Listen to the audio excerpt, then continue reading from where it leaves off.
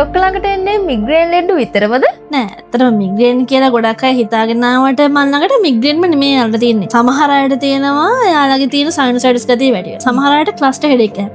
සමහර අයත් එක්ක කතා කරලා යාළුවා තියෙන ටෙන්ෂන් එක. සමහර අයට පීනස් කන්ඩිෂන් එකක් තියෙන ඇත්තටම ලොකු ප්‍රශ්නයක් නෙමෙයි. තවත් සමහර අය ඉන්නවා නිකන් මෙන්න මුකුත්ම නෑ. යාළුවා බෙල්ලෙන් එන හැක්කමක් නිසා නෙමෙයි ඔළුවේ හැක්කමක් තියෙන්නේ. ඒක නිසා ඔයාලා හැමෝම හිතුවට මිග්‍රේන්ම තමයි මට තියෙන කියලා එහෙම නෑ. තවත් සමහර අය මම දැකලා තියෙනවා යාළුවට තියෙන්නේ වෙන මුකුත්ම නෙමෙයි. යාළුවට බෙහෙත් පෙත්තක්වත් දෙන්න අවශ්‍යතාවයක් නැහැ. සමහරවිට පොඩි එයාලට මානසිකව ඇතිවන ගැටලුවක් වෙන්න පුළුවන්. ඒක දිගින් දිගට අරන් ගිහිල්ලා එන ඔළුව හැක්කමක් වෙන්නත් පුළුවන්. ඉතින් ඒ නිසා රෝගියෙක් එක්ක හරියට කතා කරන්න ඕනේ. කතා කිරීමෙන්ම තමයි එයාගෙන් ගන්න පුළුවන් එයාගේ හිස්ටරි එක. ඒක ගත්තොත් තමයි අපිට හරියට අඳුර ගන්න පුළුවන්. එතකොට ડોක්ටර් මේ දැනට ડોක්ටර් ළඟට ඇවිල්ලා ඉන්නේ ගොඩක්ම කොයි වගේ ලෙඩුද? ඔය මම වාට කතා කරපු හැම කෙනෙක්ම වගේ මම ළඟට ඇවිල්ලා තියෙනවා. පැකේජ් එකක් විදිහට. ඔක්කොම තියෙන කට්ටියත් ඉන්නවා. ડોක්ටර් ළඟට ආවම ડોක්ටර් දැනගන්නවා එයාත් එක්ක කතා කරනකොට මෙයාට තියෙන මේ ලෙඩේ කියන එක. එතකොට ડોක්ටර් එයාගේ හිස්ටරි එක එහෙම කතා කරලා බලනවද? ඔව් අනිවාර්යයෙන්ම කතා කරලා බලන්න. සමහරවිට අපිට ඇත්තට මේක විනාඩි 10කින් 15කින් කරන්න බෑ. සමහරක් වෙලාවට සමහර රෝගීන්ට මට පැය යන්න යන අවස්ථා තියෙනවා. මම කියන්නේ මේ හැමෝටම නෙමෙයි. හරියට මේ දේ අඳුරගන්න නම් සහ ඒ අයට තියෙන ක්ලස්ටර් හෙඩ් එක නම් ඒ ගැන යාට තේරුම් කරලා දෙන්න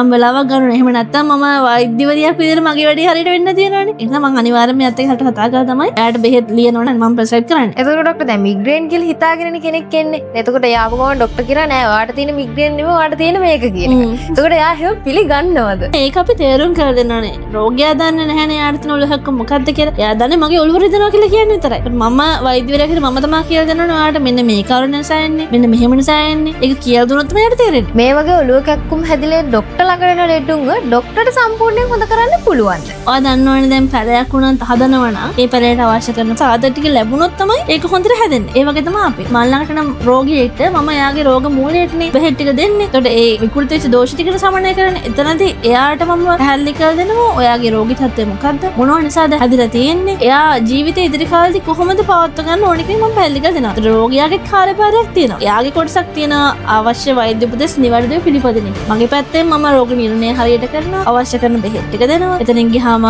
අවශ්‍ය උපදෙස් ටික දෙනවා. මොන කැම්ප්ද කන්න ඕනේ කොහොමද ඉන්න ඕනේ. ඒ ටික දුන්නාම රෝගියාගේ පැත්තෙන් දින රෝගියාගේ කාර්යභාරය තමයි ඒ ටික හරියට පිළිපදින එක.